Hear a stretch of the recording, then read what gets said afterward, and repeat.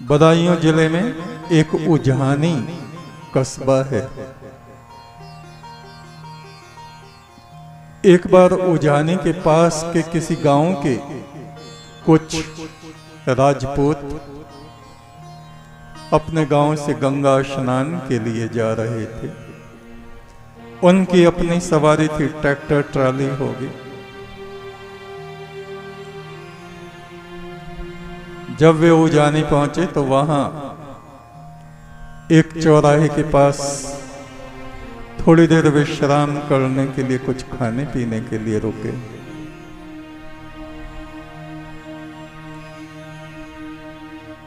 वहीं सड़क के किनारे कंजरों की कुछ झोपड़ियां पड़ी हुई थीं। राजपूतों के इस परिवार में एक लड़का था 7-8 बरस का। वो भी उतरा और इधर उधर घूमने लगा और देखा कंजर हैं यहाँ। बड़े ध्यान से उन कंजरों को देखने लगा और एक झोपड़ी में प्रवेश कर गया। एक कंजरी का नाम लेके उसने पुकारा, ए सुन, तू मुझे पहचानती है या नहीं? यहां बैठी क्या करती है?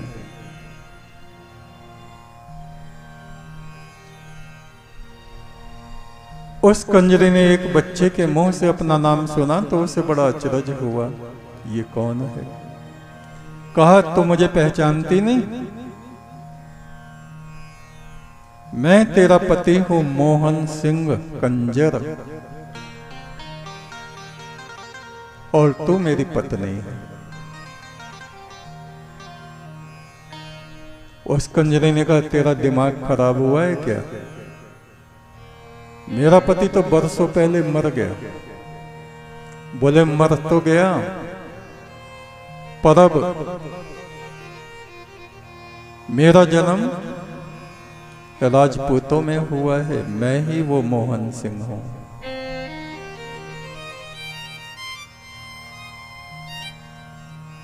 इधर उधर बात फैली, औरों ने सुना। सब कंजरों का समुदाय वहां इकट्ठा हो गया। उस 8 साल के लड़के ने सबका नाम ले लेके बता दे, तेरा नाम ये है, तेरा नाम ये है, तू ये है, तूने मुझसे इतने पैसे लिए थे उधार। एक बार एक बैल हम लाए थे, सारी बातें उसने बता दी। वे कंजर बड़े हैरान हो गए। सबने बड़े टेढ़े मेढ़े प्रश्न पूछे। एक एक प्रश्न का उत्तर उसने दे दिया।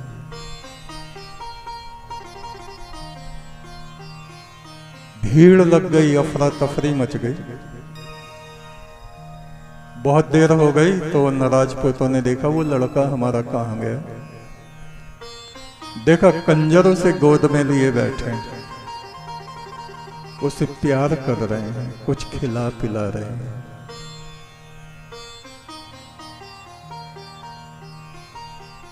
उस लड़के के पिता वहां गए, बोले, चलो आगे चलना नहीं है क्या गंगा स्नान के लिए? उस लड़के ने बताया, ये मेरी पत्नी है, ये मेरा भाई है, ये मेरा ताऊ है, ये दादा है।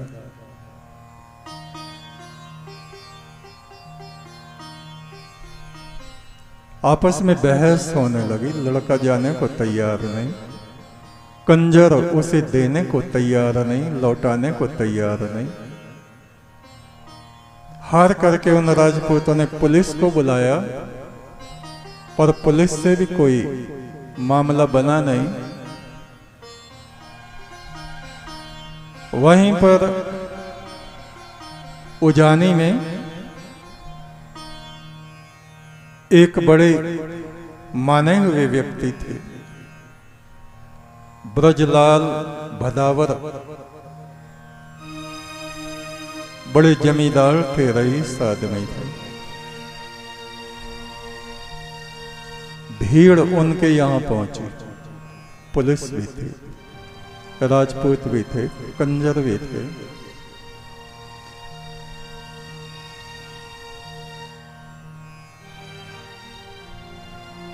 उन भदावर जी को देखते ही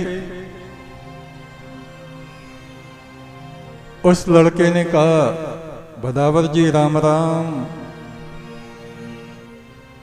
आपने मुझे पहचाना? मैं मोहन सिंह कंजर हूं। ब्रजलाल भदावर चकित रह गए, हैरान रह गए।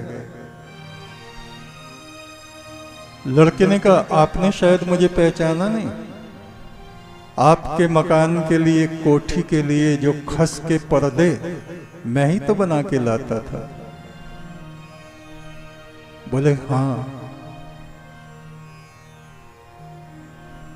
तुम बनाते थे, लेकिन बहुत बरस पहले तुम्हारी मृत्यु हो गई थी। उस बच्चे ने कहा, मेरा दोबारा जन्म हुआ है राजपूतों के परिवार में।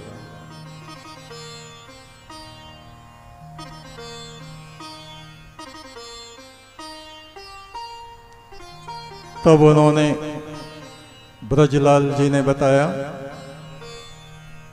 ये लड़का सच बोल रहा है। ये मेरे यहां आता जाता था, काम करता था, और ये बड़ा सात्विक विचार वाला था। जिस तरह से दूसरे कंजर जानवरों का शिकार करते हैं जंगलों में, गीदड़ों को मार देते हैं और कुछ करते हैं, ये किसी को मारता नहीं था।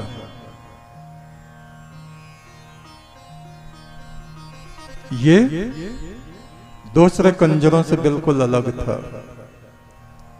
जीवन में इसने कभी मांस, अंडा, मछली वगैरह कुछ नहीं खाया।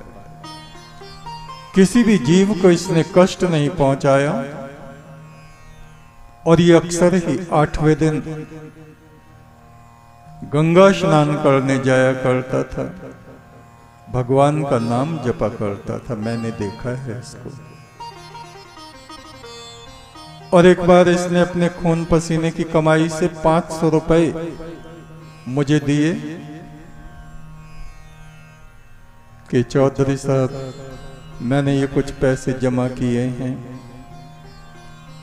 इधर से जो मुसाफिर गुजरते हैं उनको पीने के लिए पानी नहीं मिलता।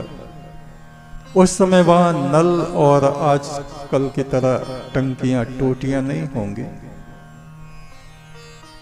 तो यहां एक कुआं आप बनवा दीजिए जिससे मुसाफिर पानी पी सके। तो उन भदावर जी ने कहा, मैंने यहां इसके पैसों से कुआं बनवाया था। इसके हृदय में बड़ी दया थी। उसी पुण्य के कारण, भगवान का नाम जपने के कारण, धर्म कर्म करने के कारण, कुआं बनवाने के कारण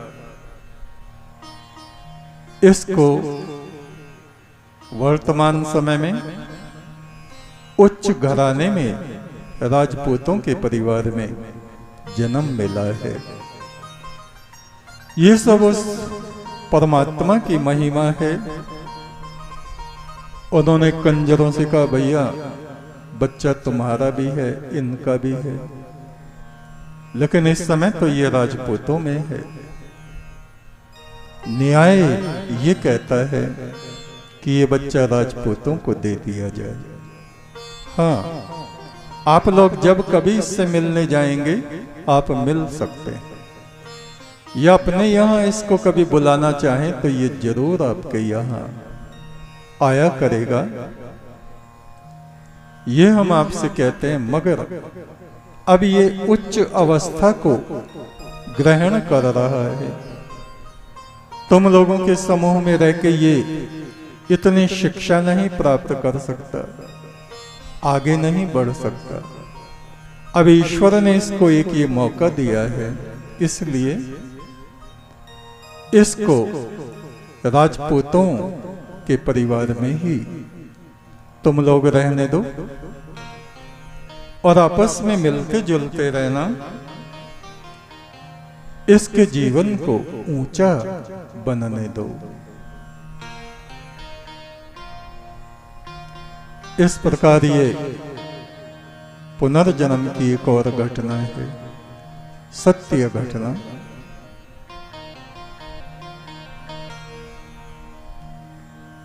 हमारा सभी का पुनर्जन्म होता है, पीछे भी जन्म हुए हैं। किसी को कोई जन्म याद आ जाता है, कोई भूल जाते हैं, ज्यादातर तो भूल ही जाते हैं, याद नहीं रहता।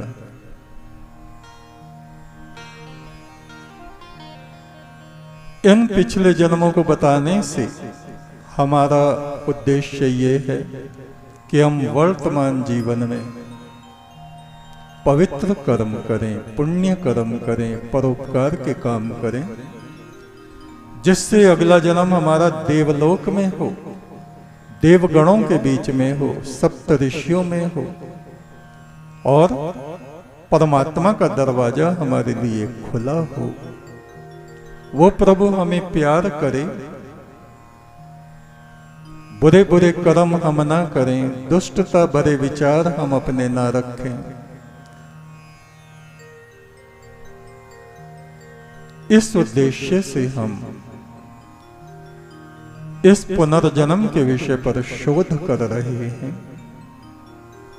जिससे अपने और दूसरों के जीवन की सच्चाई को हम जान सकें और सत्य के मार्ग पर ही हम हमेशा हमेशा चलते रहें और उस मार्ग पर चलकर ईश्वर का अमृत दिव्य शांति और परम गति हमें प्राप्त होगी। शुभमस्तु, शुभमस्तु। एक तू सच्चा, तेरा नाम सच्चा।